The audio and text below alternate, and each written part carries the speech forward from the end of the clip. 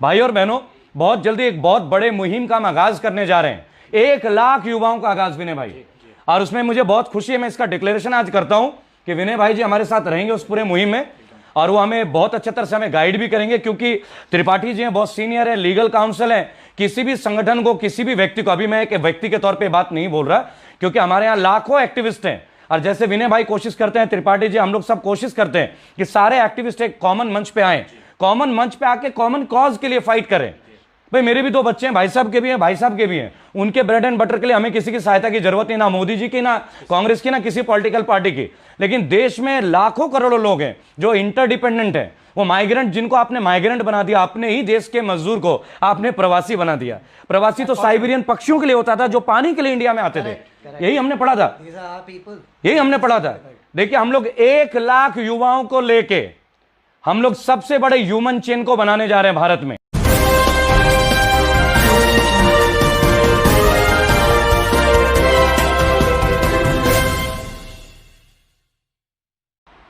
जय हिंद, जय भारत। मैं रेबल सदानंद पति।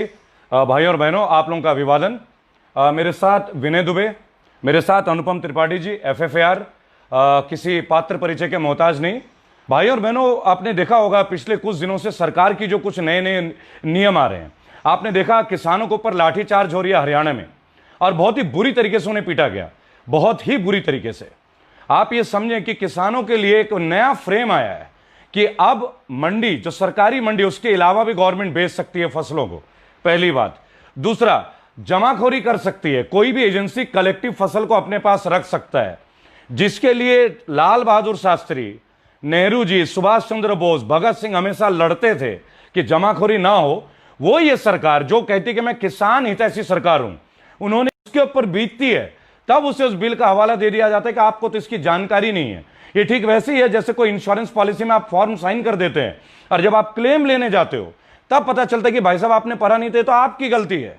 भाई और बहनों, किसान अपना फल, सब्जी, अनाज बेच नहीं सकता, लेकिन यह सरकार प्राइवेटाइज कंपनीज को किसानों के फसल को स्टॉक करने की परमिशन दे रही है, उन्हें बेचने की परमिशन दे रही है। आपने देखा होगा जैसा अदानी जी को कई जगह दे दिया गया, अब वो दिन दूर नहीं जो अंबानी, अदानी, अब ये लोग आलू प्याज से लेकर हर चीज में आ जाएंगे। वैसे भी फ्यूचर ग्रुप बिग बाजार में आप जानते ही हैं, रिलायंस फ्रेश किनका है वो आप जानते ही हैं। पेट्रोल दे दिया, समझ में आया।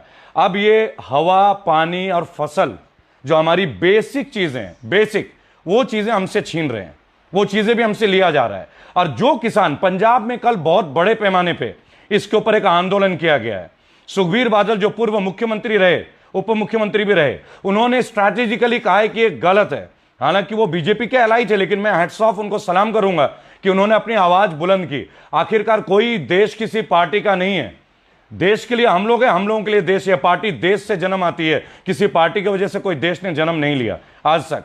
इन्होंने एयरलाइंस प्राइवेटाइज कर दिया, तेल प्राइवेटाइज कर दिया, चाय के बागान प्राइवेटाइज कर दिया, रेलवे स्टेशन प्राइवेटाइज कर दिया। बहुत जल्दी आप जो पानी पी रहे हैं अब वो प्राइवेटाइज होने वाला है। मैं आपको बता दूं, ये सीढ़ी चल रही है धीरे धीरे। कोरोना के नाम पे ID 2020 एक वैक्सीन, उसको भी ये प्राइवेटाइज करने वाले हैं। आप देखिए मतलब क्या स्तर चल रहा है। और देखिए, जो यूथ टीम है मेरे साथ, देश के जो करोड़ों लोग हैं, सभी युवा हैं यहां पे, और मुझे लगता है युवा बहुत जल्दी बेरोजगारी नहीं, बुजुर्ग भी हो जाएगा, क्योंकि डिग्री लिए हुए जब 5 साल हो जाते हैं, तो 5 साल बाद अगर उसे नौकरी ना मिले तो कहीं ना कहीं उसे कुछ ना कुछ करना है। अगर उसे सही जगह नहीं मिली, वो क्राइम के रास्ते आता है, फिर आप उन्हें बंद करते हो, उन्हें बड़ा क्रिमिनल करते हो, उनका इनकाउंटर करते हो। गवर्नमेंट की ऐसी ऐसी पॉलिसी आई, अभी संविदा आई, एक नया रूल कि आप 50 साल के बाद सरकारी मुलाजिमों को हटा दोगे, पुलिस के लिए भी। तो जो भी पुलिस वाले आज जनता पे डंडा बरसा रहे हैं, कृपया डंडा बरसाने बंद कर दीजिए। आपके ऊपर नेताओं का डंडा आने वाला है। जो लड़ाई मैं, विनय जी या त्रिपाठी जी आज लड़ रहे हैं, वो लड़ाई अब आपकी भी लड़ाई बनेगी। आप देखिए, सेंट्रल पैरामिलिट्री फोर्सेस के पेंशन बंद कर दिया गया। नाम बता रहा हूं, CISF, BSF, border security force जिसको BSF बोलते हैं, ITBP, CRPF, ये जितने हैं, इंडो टिबेटियन बॉर्डर पुलिस, सबका पेंशन बंद है। और अब ये पुलिस का भी बंद है, आप जानते हैं गवर्नमेंट टीचर्स का भी बंद है। अब ये 50 साल के बाद इसको भी एंड कर रहे हैं। यानी जो व्यक्ति 50 साल का हो जाए, 55 साल का हो जाए, उसके बाद वो कोई काम का नहीं है। आप मुझे बताएं, जो फोर्स में इतने साल काम करेंगे विनय भाई, उसके बाद उनके लिए क्या बचेगा?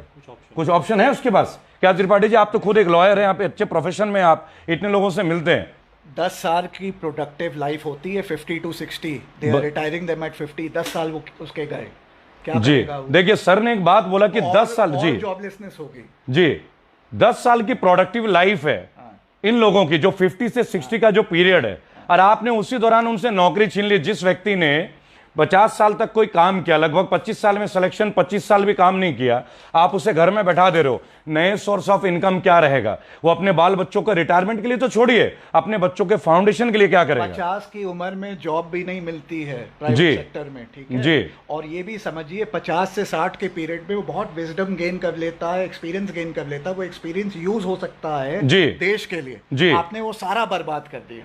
जबकि आप देखिए नेताओं की रिटायरमेंट की कोई एज नहीं है, कोई भी एमपी एमएलए का रिटायरमेंट का कोई एज नहीं है विनय जी। वो 75 में जाके एमपी नहीं, सीएम पीएम सब बन जाएंगे। आप लोगों ने शिकायत किया था, बीजेपी वालों ने, कि मनमोहन सिंह जो वो साइलेंट प्राइम मिनिस्टर है। आप समझिएगा स्टेटमेंट का।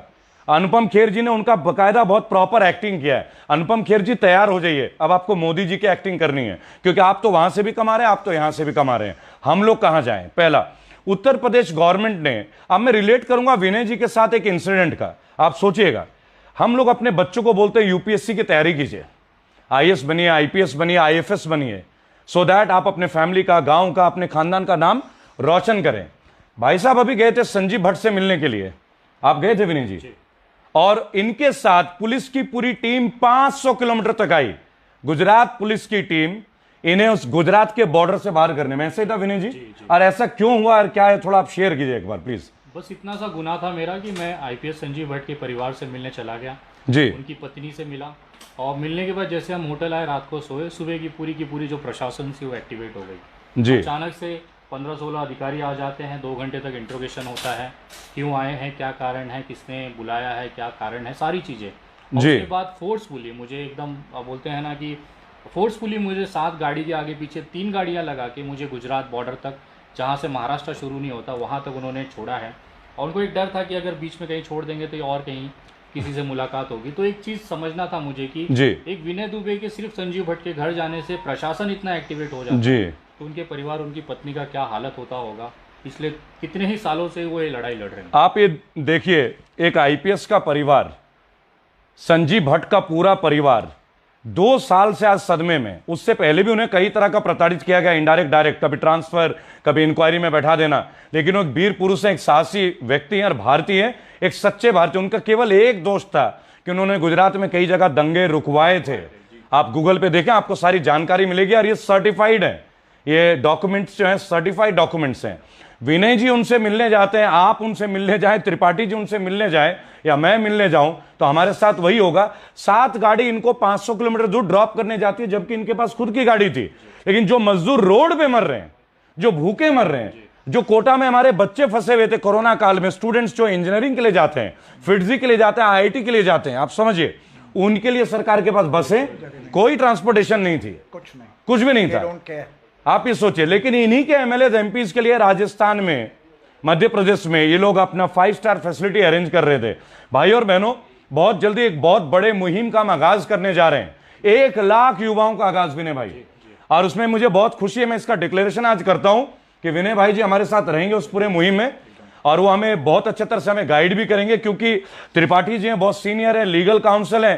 किसी भी संगठन को, किसी भी व्यक्ति को, अभी मैं एक व्यक्ति के तौर पे बात नहीं बोल रहा, क्योंकि हमारे यहां लाखों एक्टिविस्ट हैं, और जैसे विनय भाई कोशिश करते हैं, त्रिपाठी जी, हम लोग सब कोशिश करते हैं कि सारे एक्टिविस्ट एक कॉमन मंच पे आए, कॉमन मंच पे आके कॉमन कॉज के लिए फाइट करें।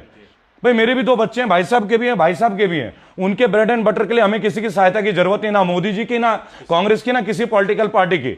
लेकिन देश में लाखों करोड़ों लोग हैं जो इंटरडिपेंडेंट हैं। वो माइग्रेंट, जिनको आपने माइग्रेंट बना दिया, अपने ही देश के मजदूर को आपने प्रवासी बना दिया। प्रवासी तो साइबेरियन पक्षियों के लिए होता था जो पानी के लिए इंडिया में आते थे, यही हमने पढ़ा था, यही हमने पढ़ा था।